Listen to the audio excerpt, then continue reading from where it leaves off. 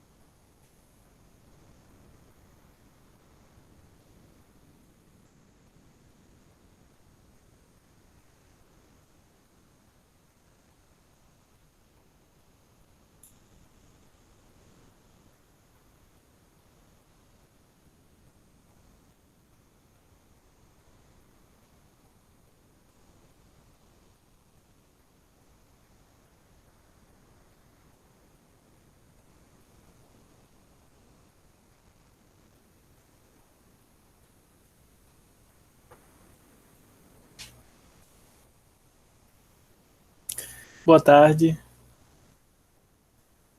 Vocês estão me ouvindo bem?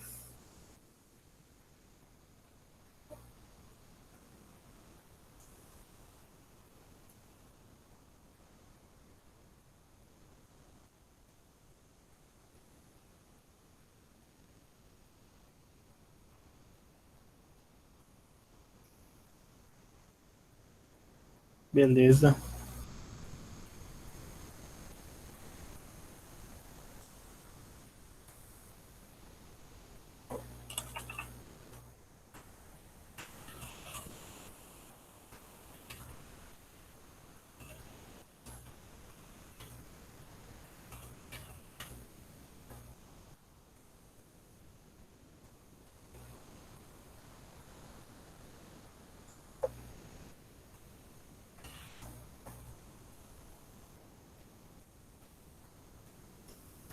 Guardar o pessoal aí, né?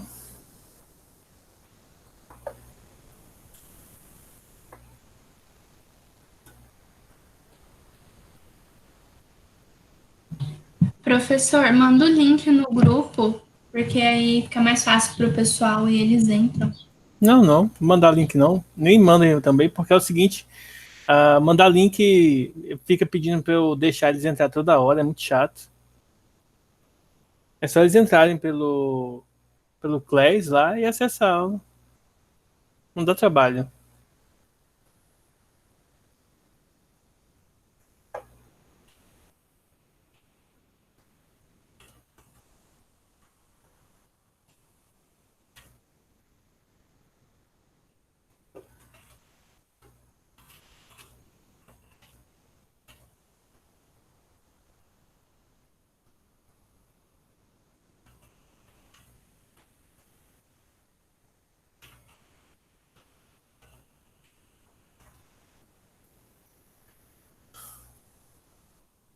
Bom, se alguém tiver dúvida lá, mandou no outro grupo para vocês, vocês avisem, tá? Que fica em cima, na parte de cima, quem usa celular, quem usa computador também, fica na parte de cima, o local onde você vai ver o link, tá? Então,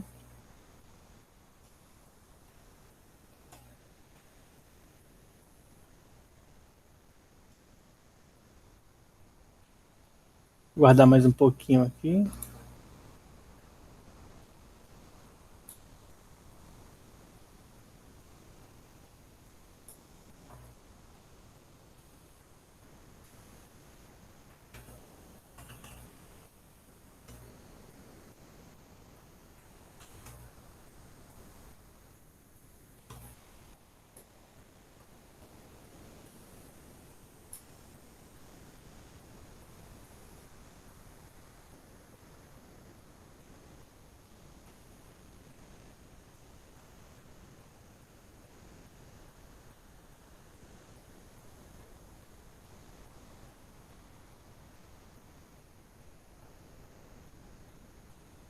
Bom, então vamos lá, tá iniciando nossa aula, tá? Deixa eu pegar aqui. Como vocês podem estar vendo aqui, eu vou usar o Paint hoje, a gente escrevendo algumas coisas, algumas anotações. A partir de hoje a gente vai começar o revisional.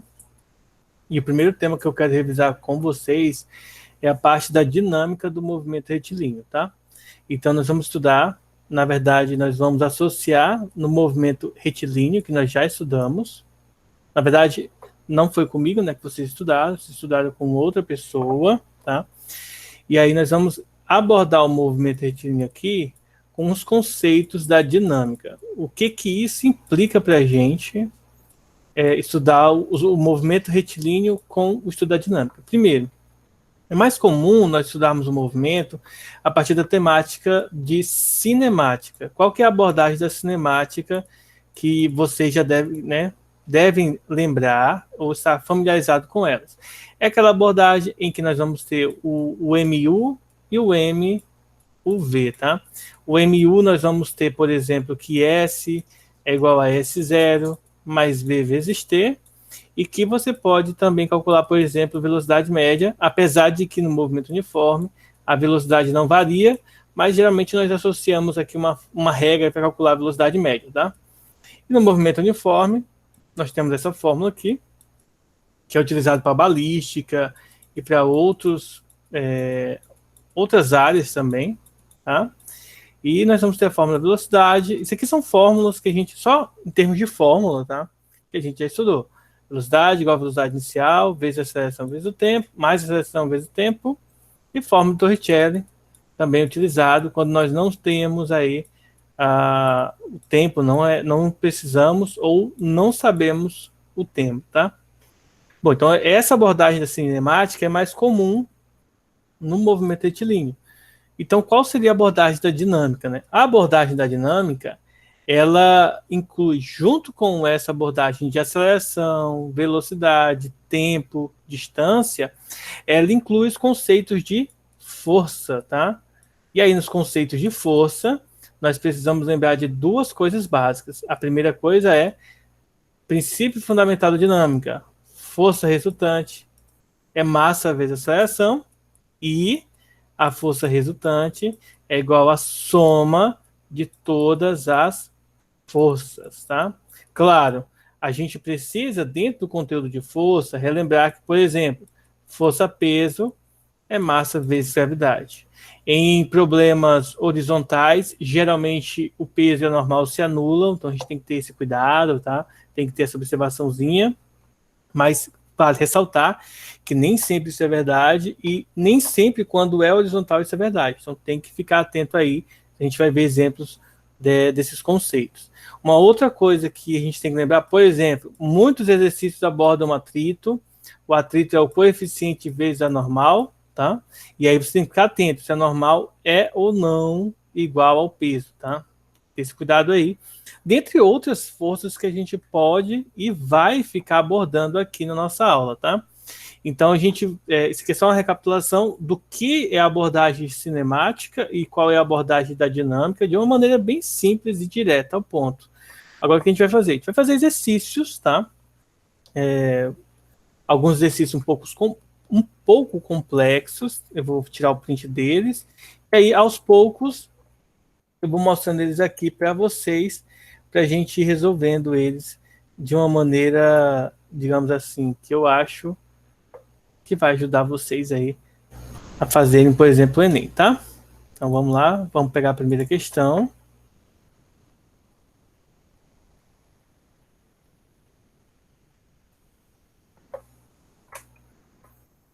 Então, deixa eu ver aqui. Deixa eu aumentar mais isso aqui, senão não vai ter espaço para eu resolver, tá?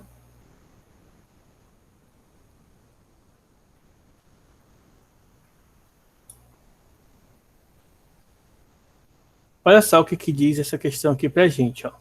Peguei aqui, colei ela aqui, e essa imagem, essa figura, ela tem a seguinte ilustração. Na verdade, deixa eu salvar ela aqui, que tem a parte B, né? Eu vou pegar aqui, também vou logo tirar o print da parte B aqui, e já copio ela aí para a gente ver. Bom, vamos começar logo com essa aqui, que é bem grande, o cálculo que a gente vai ter que fazer, então, eu acho, né? Vamos ver aqui. Então, vamos lá. Bom, essa primeira questão, ela fala o seguinte, ó. As figuras mostram um trabalhador transportando duas caixas A e B, tá? Aí aqui a gente pode destacar que, de certa forma, de duas maneiras diferentes, né? O A e o B aqui estão carregando. As massas das caixas são 30 e 40 quilos, respectivamente, sobre um carrinho de massa 10 quilos em linha reta. Na situação representada na figura 1, ele está empurrando o carrinho para frente com uma força horizontal constante de intensidade igual a 20 newtons. Na situação 2, ele está puxando para trás, está empurrando, está puxando o carrinho para trás com uma força constante, horizontal e constante, mas ele não fala qual é o valor dessa força, tá? Aí diz o seguinte, ó, desprezando a resistência do ar e o atrito entre o carrinho e o solo, calcule, letra A, o módulo da força em N aplicada pela caixa B sobre a caixa A, na situação da figura 1. Então, obviamente não, né? De maneira bem trivial, provavelmente a letra B vai pedir para a gente fazer essa mesma abordagem, mas com a situação 2, né? Com a situação da figura 2. Então, a gente vai começar pela figura 1 e vamos entender o seguinte. Para resolver essa questão, pessoal, a gente vai separar, tá? Separa-se o corpo A do corpo B e nós vamos admitir para essa questão aqui que o corpo A e o corpo B estão separados e que no corpo B nós vamos incluir o carrinho como se fosse um único corpo, tá? Para ficar mais simples a abordagem. Nós poderíamos quebrar em 3 situações: corpo A, corpo B e o carrinho tudo separado, mas a gente vai incluir o carrinho junto com o corpo B para ficar mais fácil, porque na verdade a gente quer justamente nessa situação a gente quer a força aplicada pela caixa B sobre a caixa A. Então é por isso que a gente vai levar em consideração essa abordagem. Para isso, deixa eu ver se eu consigo fazer aqui um retângulo, tá? Ó, desenhando aqui, nós poderíamos destacar assim, ó, isso aqui seria a caixa A, tá? E a caixa B, deixa eu tentar desenhar aqui o carrinho com a caixa B, tá? Mais ou menos assim.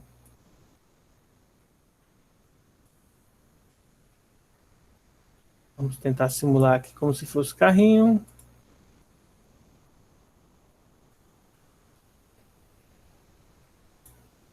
Esse desenho que eu estou fazendo aqui, a única coisa que serve para ele é para facilitar a nossa visualização, mas no fundo, além disso, não serve para nada, tá? Por isso que eu não vou fazer um desenho perfeito, não, porque em si, o desenho em si não vai servir para nada, a não ser para a nossa análise aqui. Então, vou tentar só fazer um rabisco aqui, mais ou menos.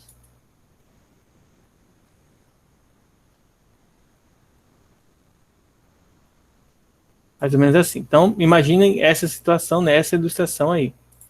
Bom, então, o que a gente pode destacar aqui? Primeiro, né? Na situação descrita, né, na figura 1, o carrinho está sendo empurrado para frente. Então, isso significa que a aceleração desse sistema, né, desse circuito, ele tem a orientação da direita para a esquerda, né, no nosso ponto de visão. Além disso, nós vamos perceber, por exemplo, que a gente quer essa força aqui, tá? Nós vamos chamar de F', só para facilitar aqui no corpo A. Aqui é o corpo B, tá bom? Junto com o carrinho, tá? Mais o carro. Além disso, aqui nós vamos ter o seguinte, ó. Nós vamos ter uma força F que vai empurrar o carrinho para frente. Essa força F foi descrita como 20 newtons aqui para a gente. E outra coisa também que vale a pena destacar aqui, para toda ação existe uma reação, terceira lei de Newton, tá? Então, a força F' que é aplicada de B para A também tem uma reação que é a força F' também, mas só que agora no sentido oposto, tá? Em termos de módulo, elas possuem o mesmo valor, mas muda-se o sinal. Então, o que a gente vai fazer aqui, ó? Só um detalhe importante, eu vou fazer de amarelo, de verde aqui, mas que a gente não vai usar. Vejam só, tem a força peso e a força peso para baixo e força normal para cima, tá? Só que essas forças vão se anular tanto aqui no bloco A quanto no carrinho, tá? As forças normal e peso irão se anular, e aí a gente não precisa abordar elas, apesar de que elas existem, estão no sistema, a soma delas é zero, então a gente não vai usá-las para o cálculo final, tá? E aí, como que nós vamos finalizar essa resolução? Simples. O que a gente vai aplicar aqui é o princípio fundamental da dinâmica. Por exemplo, no corpo a única força resultante que tem aqui é a força F'. Ou seja, nós sabemos que a força resultante, que no caso é F', ela é igual à massa do corpo vezes a aceleração do circuito, tá? Essa aceleração que aponta para a esquerda, certo? Então, aqui nós vamos observar que no corpo A nós temos essa ilustração. Eu vou chamar de corpo B, mas lembre-se que é o corpo B, tá? Mais o carrinho junto, tá? Nessa configuração de sistema aqui, o que vai acontecer com a nossa força resultante? Olha só, a força resultante é a força F' e a força F. Só que observe que a aceleração aponta para a esquerda e a força F aponta para a esquerda. Então, obviamente, vai ser a força F, que é a força resultante, menos a força F'. Porque menos, elas têm sentidos contrários, então uma vai subtrair da outra. Então, se eu disser que F é positivo, porque está acompanhando a aceleração, tá? No mesmo sentido da aceleração do movimento, então F' vai ter que ser negativo por conta do sinal. E aqui vai funcionar a mesma característica, vai ser a massa do corpo vezes a aceleração. Só que aqui existe uma observação que é muito importante, tá? Ó, essa aqui é a massa do corpo A e essa aqui é a massa do corpo B mais o carrinho, tá? Então essa é a diferença entre as duas observações para resolver aqui. Então vamos retornar aqui. Então, aqui o que nós fizemos, né? O que nós fizemos até agora? Deixa eu aumentar aqui e vir aqui para o lado, tá? Para a gente ter um pouco mais de espaço aqui para resolver o nosso cálculozinho. Então, vamos lá. Feito aqui a primeira observação, a gente vai substituir algumas coisas e encontrar alguns resultados, tá? Então, vamos lá. Vamos começar pelo primeiro aqui, ó. Então, no corpo A, se a gente for organizar isso aqui, ó, nós vamos ter que a força F' é igual à massa do corpo A, que é 30 quilos, vezes a aceleração, que eu não sei, no corpo B, mais o carrinho, claro, vai ser F, que a gente sabe que é 20, menos F', igual a massa, só que tem que juntar a massa do carrinho com a massa do corpo. No caso, a massa do corpo B é 40 e do carrinho é 10. Então, somando os dois, fica 50 vezes a aceleração. E observe que agora é só um tratamento matemático, né? Nós não queremos nem saber a aceleração, pelo menos não por enquanto. A gente quer descobrir a força F'. Então, vejam só. Para terminar essa questão, a gente só precisa resolver essas duas equações, né? Na verdade, a gente vai montar um sistema de equações. Existem diversas maneiras diferentes de resolver. Tem o método da substituição, existe o método da adição, você pode fazer subtração, você pode multiplicar por número, você pode fazer de diversas maneiras, tá? Existe o método de matrizes, escalonamento do sistema por matrizes ou por equações, regra de determinantes, mas vou fazer da forma mais simples possível, que é só fazer substituição, tá? Então, nós vamos efetuar aqui a substituição, nós vamos pegar esse aqui substituindo de baixo, vamos encontrar a aceleração e depois acha a força, tá? Então, vamos lá, vamos resolver. Então, como que a gente vai fazer isso? De maneira bem simples, ó. Eu sei que 20 menos F', que vale 30A, é igual a 50A. Ora, se eu pego esse 30, passo para o outro lado, ele vai somando, né? Ou seja, vai ficar 20 igual a 80 vezes A. Vamos passar o 80 dividindo, tá? Observem que eu já posso até cortar esse zero, e eu vou ter que 8A, na verdade, se eu vou passar dividindo, vai ficar somente o A, né? O 8 vai passar para lá dividindo, então fica 2 por 8, tá? Simplificando por 2, o resultado é 1/4. E se você pegar e dividir aí 1 por 4, o resultado vai dar 0,25, tá? E aí nós temos, pronto, aqui o valor da aceleração, 0,25 metros por segundo ao quadrado. Então a gente achou a aceleração, mas não é isso que a questão pede, né? Ela pede a força. Então, vamos lá calcular a força, né? Para calcular a força, é bem tranquilo. Vamos substituir aqui valores, né? Então, logo, a força F', ela vai ser igual a 30 vezes a aceleração, ou seja, 30 vezes 0,25. E o resultado, então, final, eu não vou perder tempo calculando, tá, gente? Já vou colocar o resultado aí para vocês. Podem conferir aí numa calculadora também. É só vocês fazerem 30 vezes 0,25, tá? O resultado vai dar... Opa, eu acho que eu fiz errado aqui a conta. 30 vezes 0,25, o resultado vai dar 7,5. Então, esse aqui, essa é a força resultante de A, de B para A, tá bom? Do carrinho B para A, descrita na situação 1. Tá bom?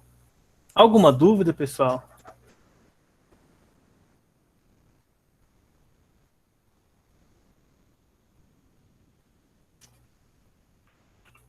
Pergunta. Por enquanto, não. Ficou tranquilo nessa questão? Sim. Bom que... Tá bem explicadinho. Tô tranquila. Beleza, a gente vai fazer agora a segunda parte dessa questão, tá? Eu vou procurar sempre estar fazendo questões discursivas com vocês, tá? Eu vou tirar, claro, vou tirar algumas aulas para a gente fazer questões sem ser discursivas, tá? Questões de marcar aleatórias, pode ser questão de marcar, mas que precisa fazer cálculo, questão que só precisa você verificar as leis que regem, por exemplo, o movimento, mas aí a gente vai estar vendo por enquanto, a aula de hoje vai ser só questões discursivas, tá? Aí, o que eu vou fazer aqui, eu vou apagar essa parte, a gente já viu quanto que fica, né, o resultado, e aí nós vamos começar a resolver agora o item B, tá bom? No item B, nós temos a seguinte ilustração. Ele pede, né, para a gente determinar o módulo da maior aceleração em metros por segundo, com que o conjunto carrinho-caixas pode se mover na situação 2, tá? Na figura 2, considerando que não haja movimento relativo entre as caixas, ou seja, é como se as caixas estivessem, né, quase que grudadas ali, ou seja, em termos de física, nós estudamos isso como sendo o atrito estático. O que é o atrito estático? O atrito estático é aquele responsável por não haver movimento entre os corpos, tá? Por exemplo, se você vai andando de carro, você freia o carro, estaciona, geralmente você vai acionar o freio de mão para que haja um atrito estático, para que o carro não entre em movimento. Essa é a ideia. O atrito estático é aquele responsável por não haver movimento, tá? Não há movimento.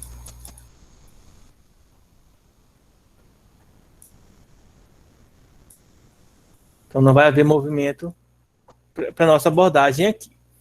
Então, de forma simples, vamos pensar no seguinte, ó. Nós vamos ter o... Opa, não é isso que eu quero um retângulo. Então vamos pensar aqui no corpo A. Observe que novamente nós vamos começar analisando o corpo A aqui para a gente resolver. Aqui no corpo A, lembre-se, eu até comentei com vocês, ó. Ele vai ter a normal do corpo A. Nós vamos ter o peso e nós vamos ter aqui o atrito. Por que vai ter o atrito? Relembrem que na situação 2, eu apaguei o desenho, né? Mas na situação 2 está mais ou menos assim: o corpo A em cima e o corpo B embaixo. Então existe atrito, tá, entre o corpo A e o corpo B, para que o corpo A não saia de cima do corpo B. Então existe o atrito aqui. E esse atrito, ele é sempre na direção oposta do movimento, tá? Então, se o movimento é para a direita ou para a esquerda, o atrito vai ter direção oposta. Bom, então a primeira pergunta seria assim: professor, eu lembro da figura e a figura diz que o movimento é para a direita. Por que o atrito está apontando para a direita nesse processo? Porque aqui não é o movimento do carrinho, tá? Em relação ao movimento da caixa, certo? Se você vai movimentando o corpo B para cá, pela lei da inércia, o corpo A vai estar, de certa forma, sujeito a ficar parado. Então, dependendo do referencial, você analisaria ele, você veria ele como se estivesse apontando no sentido oposto, tá? Na verdade, ele estaria parado. O atrito não deixa isso acontecer, então ele vai estar junto, caminhando. Então o atrito, tá? A força de atrito vai se somar com essa forcinha daqui. Mas aqui nós estamos analisando só o corpo A em questão, tá? Então, ó, representando aqui as forças, nós podemos, de certa forma, visualizar de uma maneira mais básica o que está acontecendo. Observe que ele diz para a gente qual que é o valor do atrito, o valor da gravidade. Lá em cima, no enunciado, ele mencionou quanto que valia os valores de massa, a força também aplicada. Só que, na verdade, ele não fala a força na figura 2, ele só fala na figura 1. Então, nesse contexto, simplesmente não há escorregamento para que a caixa não caia. Logo, né, atrito estático. Se a gente aplicar o princípio fundamental da dinâmica, nós vamos ter o seguinte, ó, normal e peso se anulam, porém, a gente vai ter aqui que a força resultante, eu vou até escrever assim, ó, força resultante, ela é igual, primeiro, ela é igual a massa vezes a aceleração do sistema, como a gente sabe, e também ela é igual à soma de todas as forças, mas a única força que vai somar, que vai sobrar, na verdade, é o atrito. Logo, essas duas coisas são iguais, portanto, o atrito é igual a massa vezes a aceleração. Agora vamos pensar o seguinte, quanto que vale o atrito, então, em questão? O atrito, ele é coeficiente vezes a normal. E, além disso, nós sabemos que é massa vezes a aceleração. Ora, nessa questão, a normal e o peso, eles são anulados, né? Um anula o outro. Então, como que eu faço para resolver isso? Simples. Normal é massa vezes gravidade, que é igual a massa vezes a aceleração. Vejam que massa e aceleração eu estou só repetindo. Então, essas são as informações que nós temos aqui. Perceba, ó, um detalhe importante. Percebam que eu posso cortar a massa, tá? Porque está multiplicando, então posso passar a massa dividindo, e aí eu vou ter que o coeficiente vezes a gravidade é igual à aceleração do sistema, tá? Para esse contexto aqui, nós sabemos que, vamos lá, nós sabemos, de acordo com a questão, que o coeficiente de atrito, ó, que é simbolizado pela letra grega mi, que a gente usa também como o micro, né? Quando nós estávamos estudando elétrica, que é igual a 10 elevado a menos 6, tá? Mas não é esse contexto aqui que nós estamos usando ele. Lembre-se também que nós usamos o mi0 para representar a constante do campo elétrico lá, que é 4π vezes 10 elevado a menos 7. Então, só para a gente não confundir aqui, apesar de eu estar mostrando para vocês, e pode causar confusão, a ideia é justamente o contrário, para não confundir. Em momentos diferentes, as letras vão significar coisas diferentes.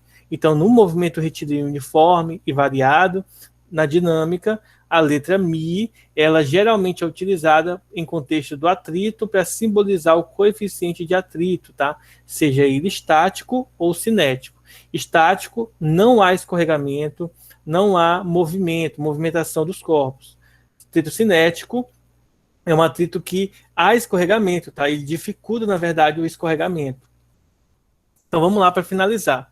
Substituindo aqui ó, o valor de Mi, que é 0,6, e substituindo o valor da gravidade, nós podemos concluir, então, que a aceleração vale 6 metros por segundo ao quadrado, tá? E aí ele fala o seguinte, ele pede qual seria o módulo da maior aceleração. Nesse caso, o maior módulo seria de 6 metros por segundo ao quadrado, tá? Nesse contexto aqui, usando essa forma da gente calcular. Professor, por que o senhor não usou o corpo B? Porque, na verdade, o corpo B está apoiado no carro, tá? E como vocês viram na figura, né? O carrinho é mais ou menos assim. O corpo B vai estar apoiado aqui, então ele não vai escorregar, mas o corpo A, que está aqui em cima, tende a escorregar para esse lado. E o corpo B, por estar sendo puxado pelo carrinho, não vai escorregar. Alguma dúvida, pessoal? Bom, para a primeira questão, então, tá facinho, né? Agora a gente vai fazer uma questão, que deixa eu ver aqui. Essa questão que a gente vai fazer agora é boa, tá? É uma questão que a gente vai falar sobre taxa média, nós vamos falar sobre o princípio fundamental da dinâmica, e para resolver também nós vamos usar logaritmo, só para vocês terem uma ideia de como essa questão vai ser abrangente, tá? Tanto do ponto de vista físico, quanto do ponto de vista matemático, tá? Vai ter várias coisas aqui para eu estar conversando com vocês. Todas as questões, eu acho que quase todas as questões elas serão longas assim, tá? Com resoluções um pouco mais complexas do que aquelas que geralmente eu faço com vocês, né?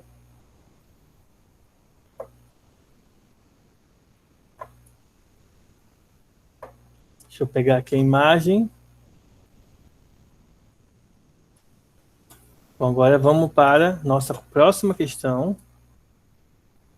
Tá? Vocês podem ver o enunciado que é bem bonitinho. Ó. Esse enunciado ele diz o seguinte para a gente: ó, foguete Saturno V, um dos maiores já construídos, foi lançado há 50 anos para levar os primeiros humanos à Lua. Tinha cerca de 3.000 toneladas de massa total, altura 110 metros, diâmetro 10 metros. Né? Então aqui nós temos alguns valores interessantes, como massa, altura e diâmetro. O primeiro estágio acionado no lançamento tinha 2.000 toneladas de combustível. Todo esse combustível foi queimado e ejetado em 180 segundos com velocidade VE de escape dos gases, aproximadamente igual a 3.000, na verdade, metros por segundo. Determine os valores aproximados. Então, observe aqui, gente, ó, que foi aí em 3 minutos, se eu não me engano, aqui, né? 3 minutos. 3 minutos o cara conseguiu queimar 2 milhões de quilos de combustível, tá? Aí, olha só, 1 tonelada, 10 a menos 3, tá? Ou 1.000 quilos. Considere a aceleração da gravidade igual a 10 aqui. A força motora de um foguete é dada por essa expressão, força motora. A velocidade de um foguete em trajetória vertical é dada por essa fórmulazinha aqui, que a gente vai estar usando, tá? Em que o VE, ele representa o que ele falou aqui pra gente, ó, é a velocidade de escape, tá? O LN aqui é um logaritmo, tá? Só para, não sei se vocês já viram em matemática, mas LN é um logaritmo cuja base é uma base especial, que é o númerozinho E, número de Euler, tá? Esse número é aproximadamente 2,16, mais ou menos, alguma coisa assim, ou 0,6. A gente vai estar utilizando aqui para estar resolvendo a nossa questãozinha aqui. Deixa eu pegar uma borracha aqui. Alguém sabe como que aumenta a borracha aqui no como é que eu chamo? No pente aqui, que faz uns 10 anos que eu não uso esse trem aqui.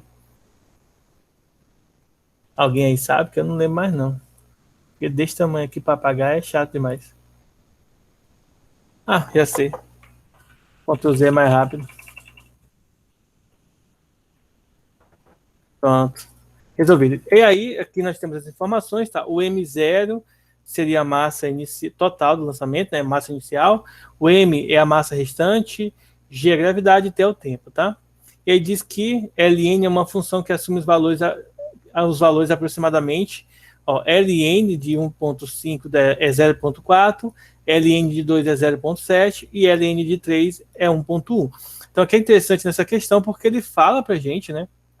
Ele dá as informações dos valores, ou seja, basicamente nós não vamos precisar calcular o LN. É possível calcular usando calculadora, existem algumas fórmulas que vocês aprendem em matemática, mas como eu estou dando aula para vocês de física, o foco não é ensinar para vocês a fazerem esse cálculo em si, tá? Então a gente vai fazer aqui a parte física da questão. Então vamos começar aqui pela letra A, diz o seguinte, ó. Determine os valores aproximados da taxa média alfa em quilogramas por segundo com um combustível que foi ejetado. Aqui a gente pode entender que é o seguinte, o alfa é mencionado aqui, ó, nessa parte aqui, para a gente poder, então, calcular a força ejetora. Bom, vocês poderiam pensar assim, professor, mas como que eu calculo a taxa média? Vocês vão observar aqui, ó. Tá vendo aqui quilogramas por segundo? Então, ó, o alfa, pessoal, é o que? Ele é massa dividido por tempo, tá? Então é isso que o alfa significa pra gente. Muitas vezes o cara não vai te falar a fórmula, mas ele te dá uma dica. A dica nessa questão é essa, ó. A taxa média do alfa, já que não é mencionado nada sobre alfa aqui, tá? Ele é o tempo, massa dividido pelo tempo. Só que como ele fala de taxa média, na verdade, ele está se referindo a isso aqui, ó, a variação da massa dividido pela variação do tempo. Sempre que tiver taxa média, é taxa de variação, é o delta, tá? Então a gente vai ter que calcular delta M sobre delta T. E aí é só nós observarmos a variação da massa, que mudou, né, de 3.000 para 2.000, ou seja, o valor final é 2.000 dividido por 3, opa, dividido não, menos 6.000, né? Dividido pelo tempo. Qual que é o valor do tempo? 180 segundos, tá? Ou seja, isso aqui vai dar 1.000 dividido por 180. Deixa eu ver quanto é que vai dar aqui.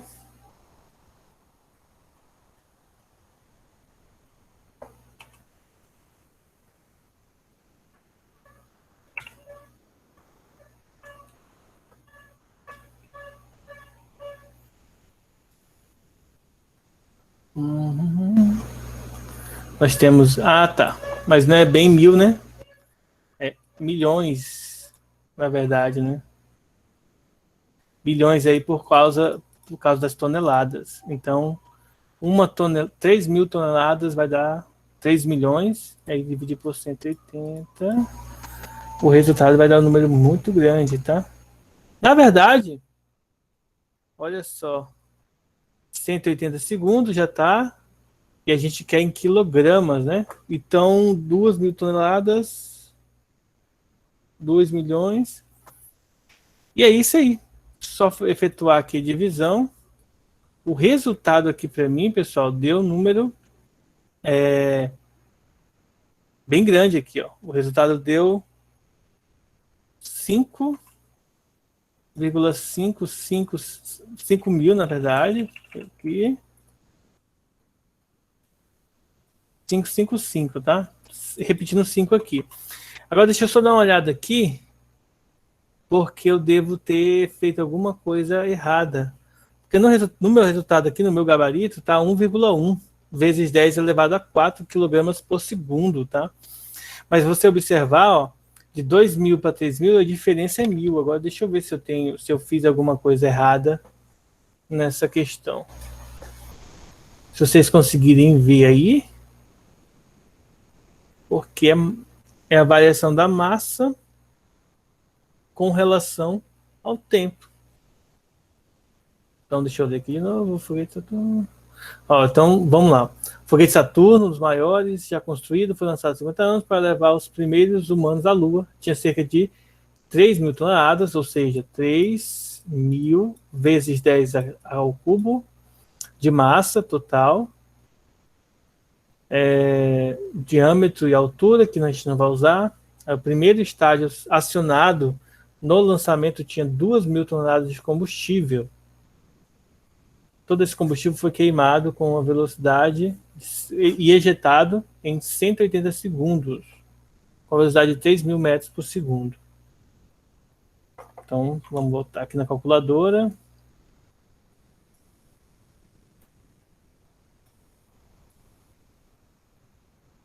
Então, é isso aqui. Então, pessoal, aqui o meu erro foi esse aqui, ó.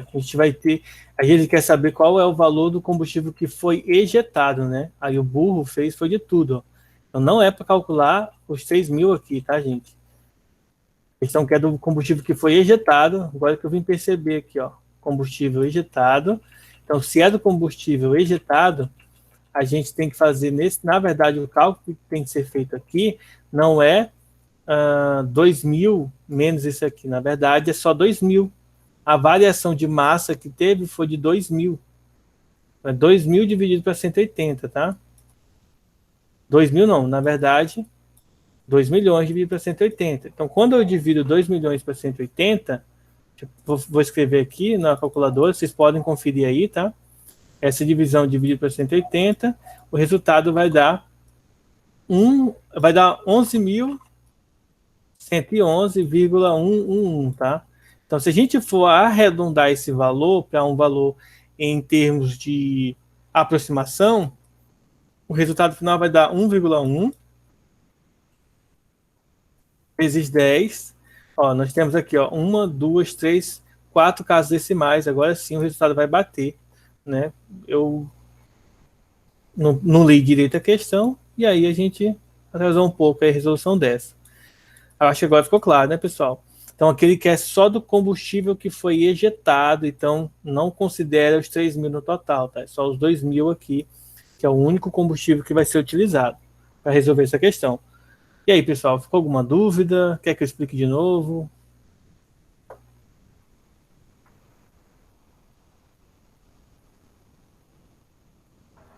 Nenhuma ainda. Beleza. Agora a gente vai fazer a letra B, tá? Deixa eu ver se eu consigo colocar ela aqui junto dessa.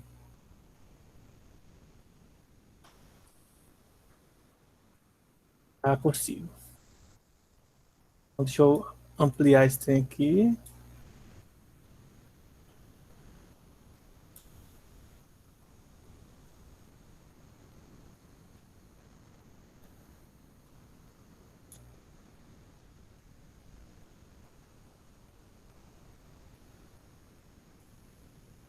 Agora vamos fazer a letra B.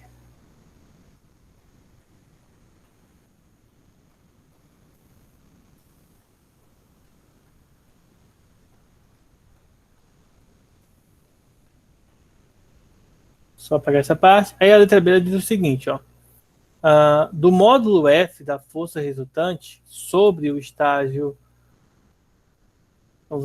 Aqui a pergunta é a seguinte agora, né? Determine os valores aproximados. Então, letra B. Determine, né?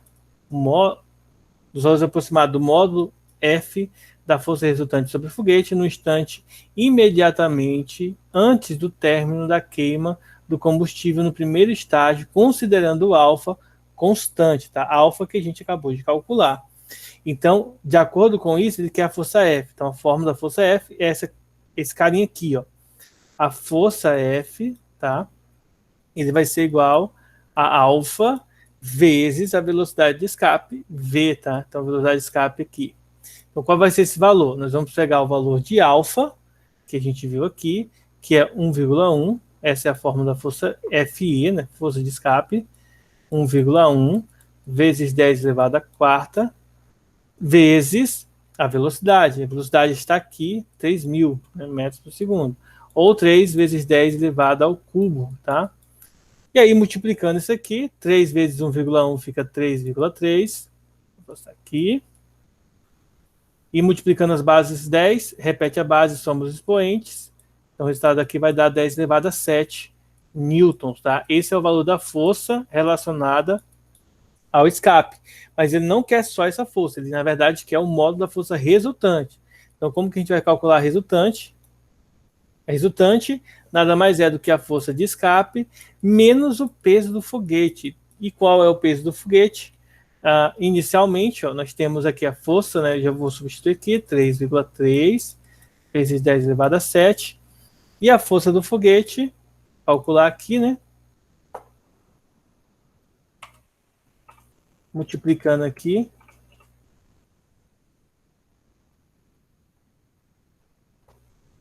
É 3,3. Eu já mostro para vocês o resultado, tá? Menos 2. Então vamos lá. E aí o peso do foguete, imediatamente depois que ele queima o combustível, o peso vai ser de 1.000 toneladas, tá? Então vai ser aqui igual a 1.000 toneladas. Eu vou substituir assim agora, eu vou mudar essa unidade aqui, ó. 1 tonelada é 1.000 quilos. Ou seja, isso aqui é 1.000 vezes 10 ao cubo, que está sendo indicado aqui ao lado, que eu mostrei para vocês, tá? Só que isso aqui pode ser reescrito como sendo 1 vezes 10 elevado a 6, tá? A 6 toneladas, tá? E aí nós vamos subtrair esse valorzinho aqui desse valor aqui, tá? E aí, só um detalhe importante. Isso aqui é a massa, então falta multiplicar pela gravidade, que é 10, tá? Então, quando eu multiplicar aqui por 10, na verdade, em vez de ser 6 aqui, vai ficar 7. Então, deixa eu fazer bonitinho agora, tá? Olha só, calculamos aqui a força F, aí nós vamos calcular a força resultante. Então, vamos lembrar o seguinte, ó.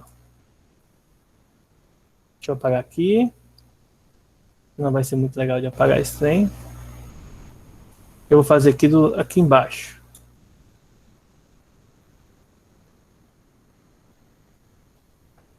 Ó, vou fazer aqui do lado que vai caber. Primeiro, gente, a força resultante para essa questão vai ser a força de escape. A força de escape vai ser maior do que o peso, porque senão o foguete não escapa, né? Menos o peso. E aí é só a gente lembrar o seguinte, a força-peso é a massa do corpo vezes a gravidade.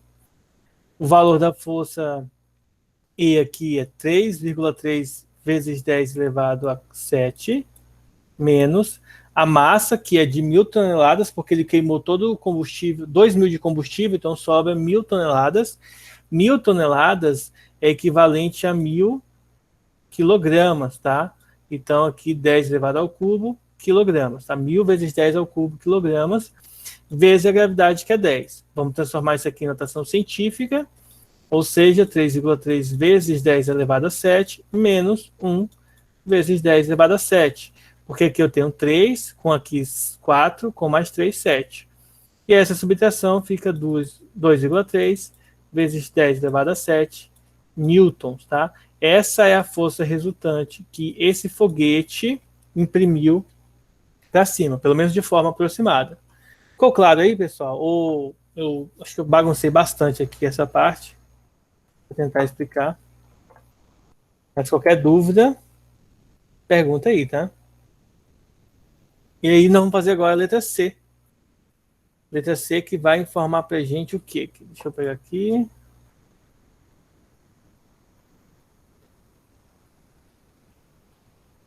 Deixa eu abrir mais espaço aqui.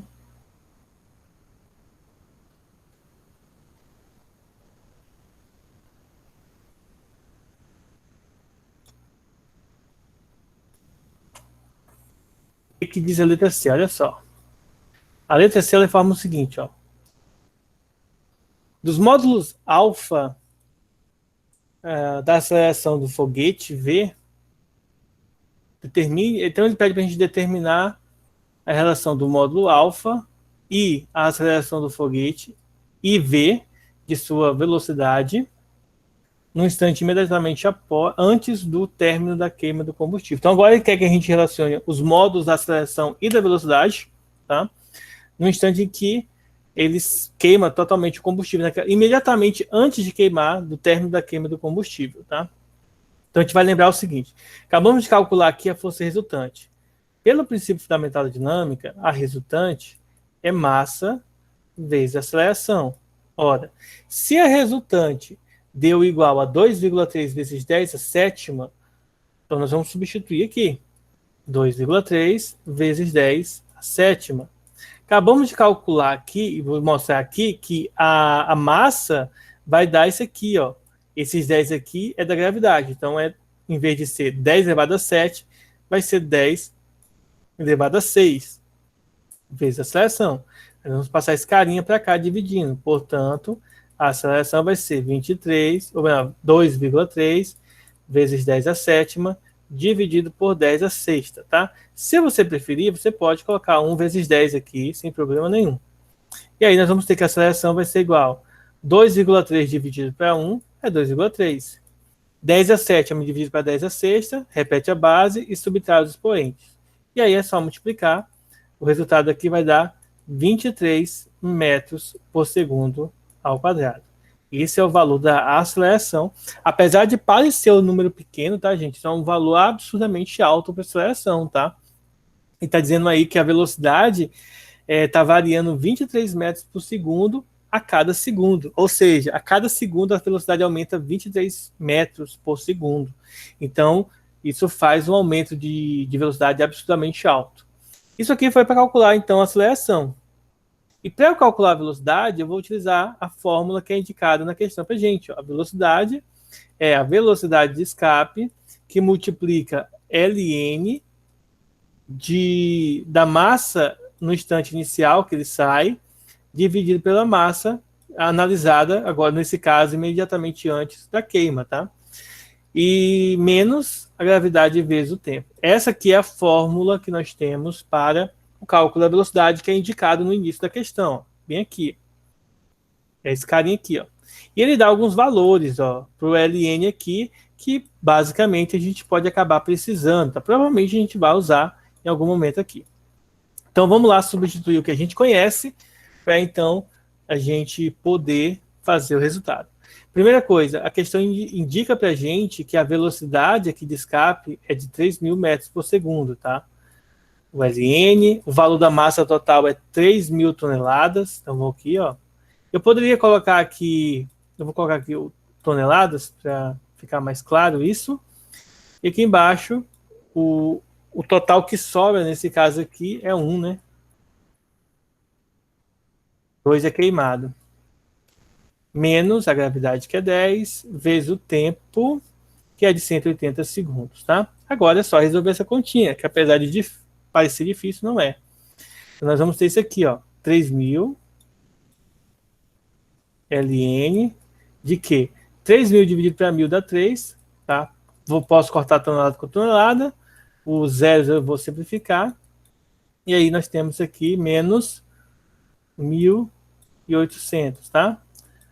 De acordo com a questão, o ln de 3 é aproximadamente quanto? 1,1. Então, vem aqui e substitua. 3.000 vezes 1,1 menos 1.800, tá? Vou pegar um calculador agora.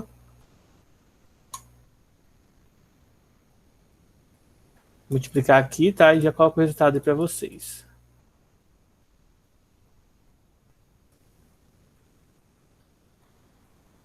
Bom, então o resultado final disso aqui vai dar 1.500, tá? 1.500 metros por segundo. Se quiser a notação científica, 1,5 vezes 10 ao cubo metros por segundo. Mas não precisa, só se você quiser achar interessante. E aí nós sabemos, então, o valor da velocidade.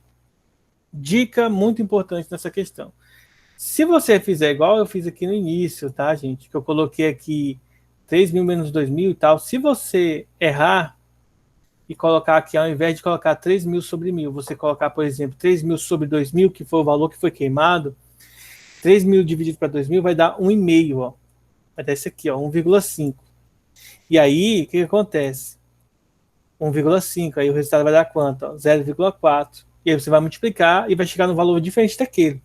Então, essa questão é interessante, por quê? Porque ela te, de certa forma, tem como você calcular errando, tá?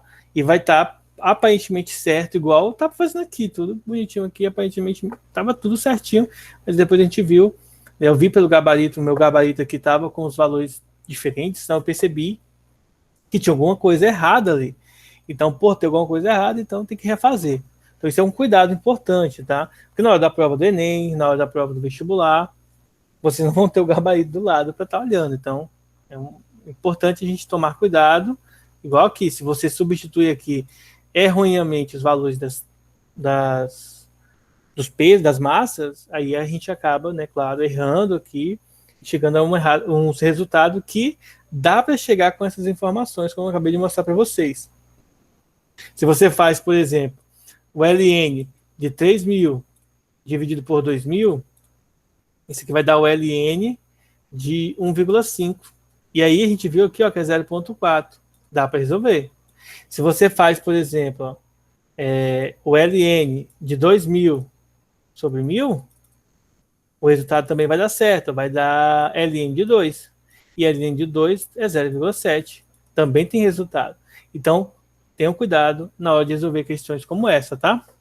Alguma dúvida, pessoal?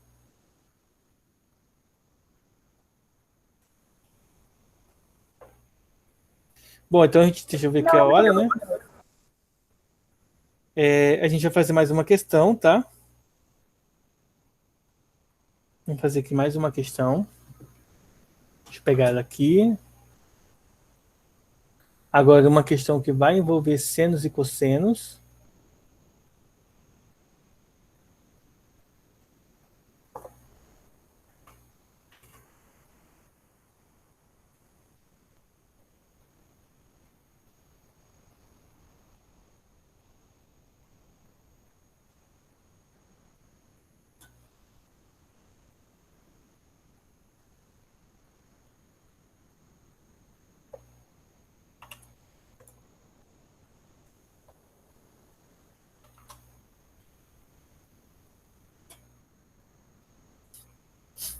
Vocês já podem ver ela aí.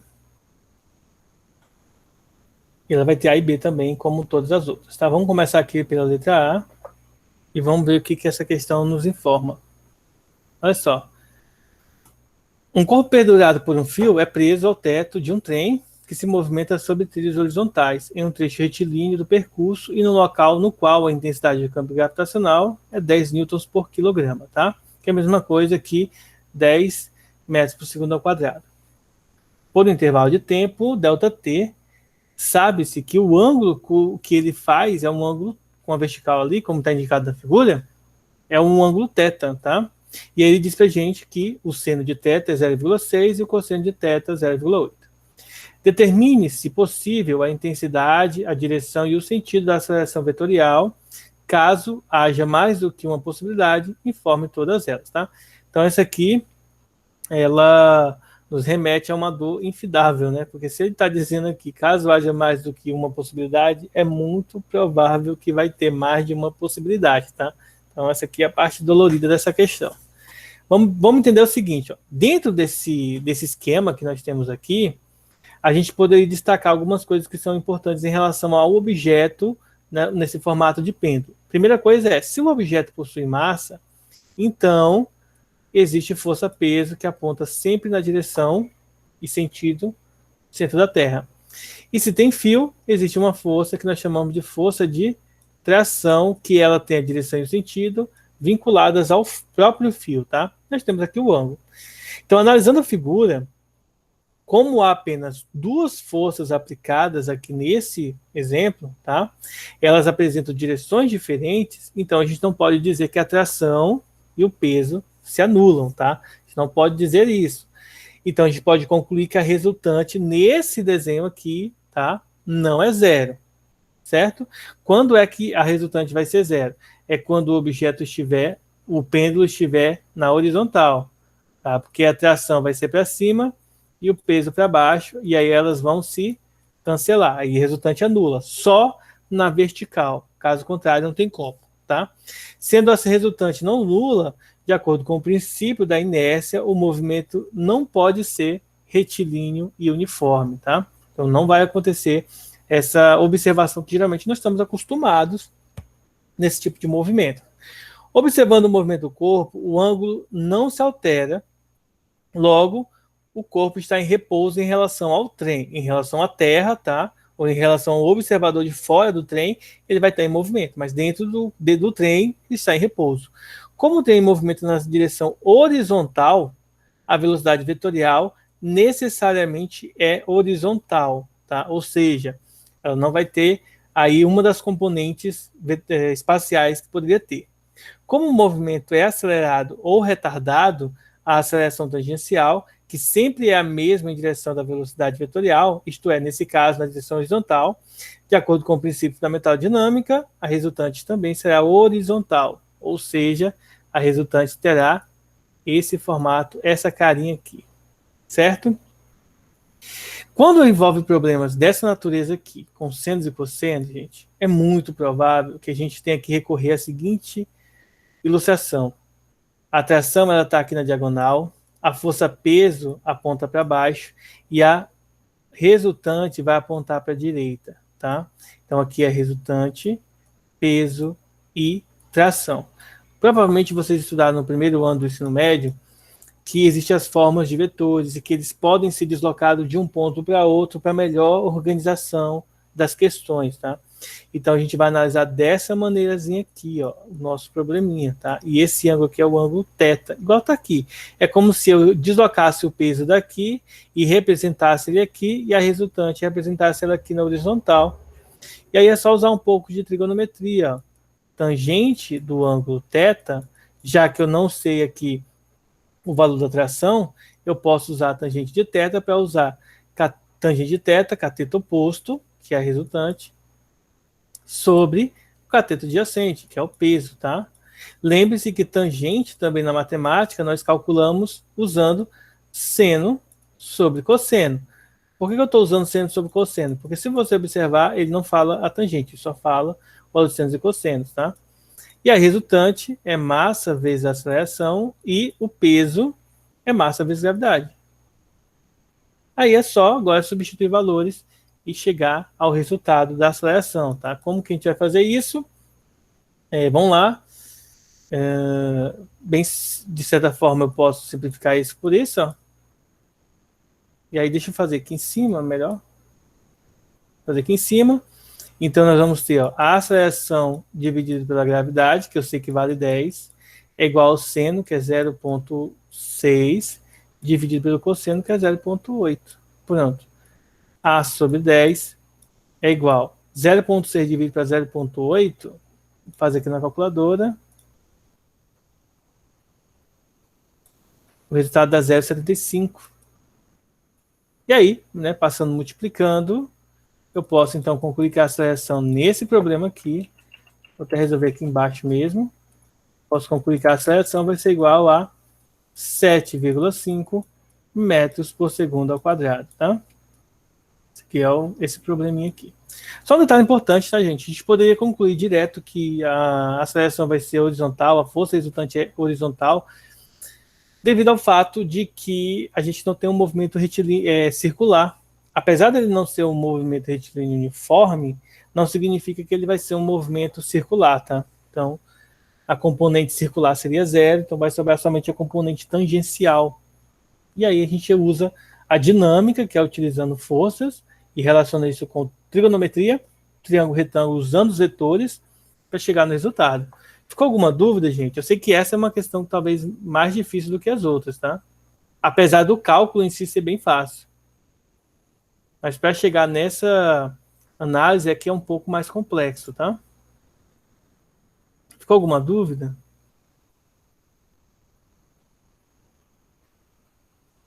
Eu acho que isso aí é um não, né? Todo mundo entendeu. Vamos agora para a letra B, tá? Deixa eu pegar aqui o print da letra B.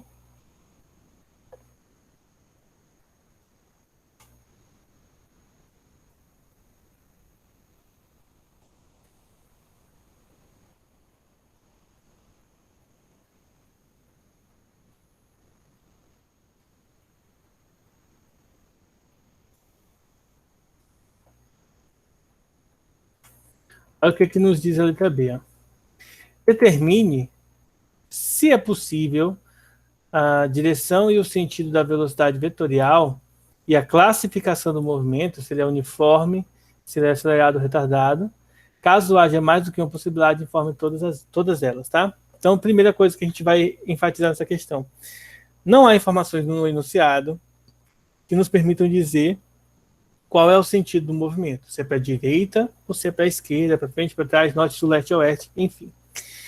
Logo, há duas possibilidades. Primeiro, a primeira possibilidade seria a seguinte: a velocidade vetorial para a direita e o movimento sendo acelerado. Segunda possibilidade, velocidade vetorial para a esquerda e o movimento sendo retardado. A diferença aqui é, se a velocidade vai para a direita, tá? Usando esse mesmo raciocínio que foi usado aqui para fazer a força resultante, que é para a direita, então ele vai ser um movimento acelerado. E se ele for para a esquerda, tá? Ele vai ser um movimento retardado, que ele vai estar contrário à força sendo aplicada. Certo? Só isso aqui. Então essas são as duas possibilidades que podem acontecer. O movimento retardado ou o movimento acelerado. Aqui é um detalhe importante, tá? Não tem como a gente dizer qual que é o sentido do movimento de forma explícita, tá? Não tem informações para ele aqui. Então é isso aí, essas são as informações e a resolução da nossa questão. Então, pessoal, alguma dúvida?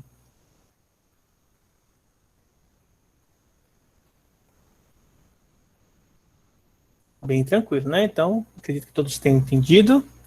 Nós vamos encerrar nossa aula por aqui. Não saiam ainda que eu vou fazer chamada, tá? Deixa eu terminar aqui a gravação.